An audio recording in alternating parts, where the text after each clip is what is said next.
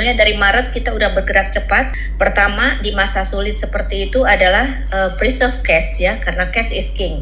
Oleh karena itu kita lakukan langsung cutting dari sisi budget OPEX gitu ya, 30%, kurang lebih di 3 billion.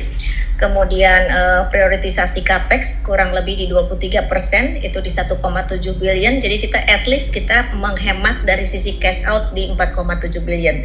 Itu salah satu fundamental yang membuat kita survive.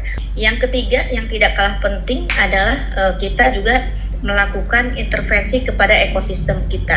Siapa itu ekosistem kita? Yaitu third party kita, rekan partner kita ya, apakah itu SPBU, customer kita, dengan memberikan apa? Memberikan term of payment yang lunak, yang kredit dengan jangka waktu yang lebih panjang, sehingga ekosistem kita tetap hidup supaya creating demand.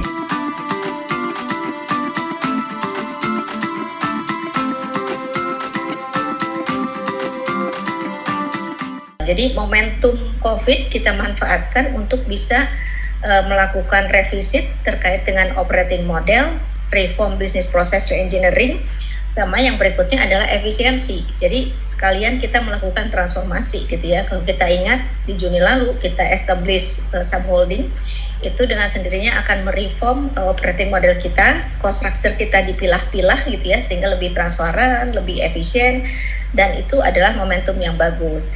Nah yang berikutnya yang tidak kalah penting adalah COVID menjadikan push factor buat kita untuk melakukan percepatan atas digital transformation. Itu adalah momentum yang pas juga, yang tentunya bisa turut mengimpose terhadap efisiensi. Nah itu kurang lebih berbagai faktor utama gitu ya, yang menyebabkan kita bisa bounce back di kuartal 3, kuartal 4, sehingga berakhir dengan laba positif di akhir tahun. Strategi penting lainnya adalah terkait dengan procurement crude. Kita sangat maximizing momentum di mana pelemahan crude cost itu terjadi di first half sama second quarter di 2020 ya. Kita menggunakan strategi time to buy, sehingga pada saat crude cost-nya udah mulai naik, itu kurang lebihnya strategi kita untuk bisa bertahan dan akhirnya bisa survive melewati 2020 dengan menutup di laba kurang lebih 1 miliar US dollar.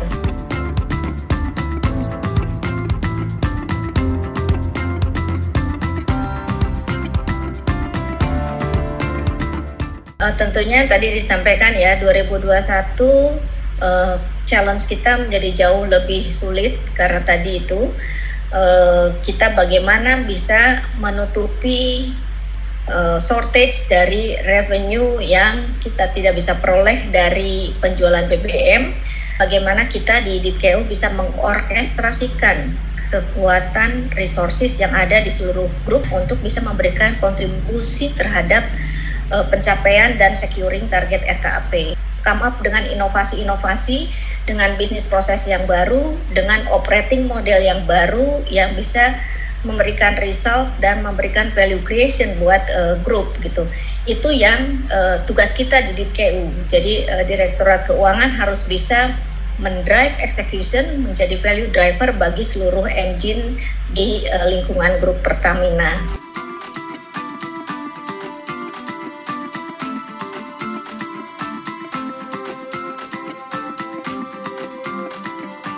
Juni ini kita sedang berproses dan mudah-mudahan seluruh perangkat peraturan itu bisa kita peroleh, termasuk persetujuan RUPS itu kita bisa peroleh di Juni atau Juli ya, melesetnya mungkin Juli gitu ya, untuk bisa kita peroleh segala persetujuan dari Kementerian BUMN selaku RUPS-nya Pertamina untuk bisa secara legal aset, SDM, bisnis, kemudian licensing itu ditransfer dari Persero ke bawah, ke subholding gitu ya.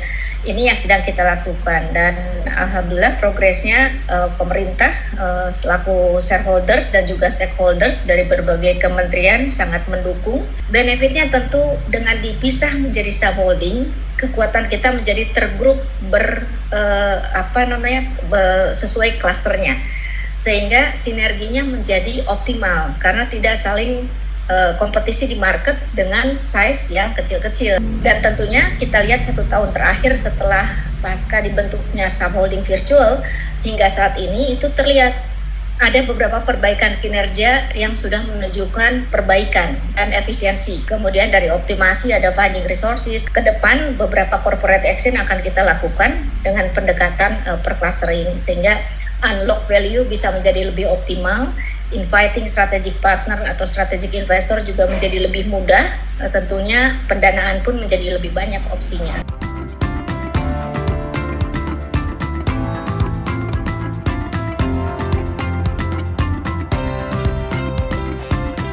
Direktorat Keuangan kalau menurut saya di zaman sekarang ya CFO di era masa kini tidak lagi sebagai ordinary CFO, tapi CFO itu menjadi sekaligus harus bisa menjadi value driver tadi.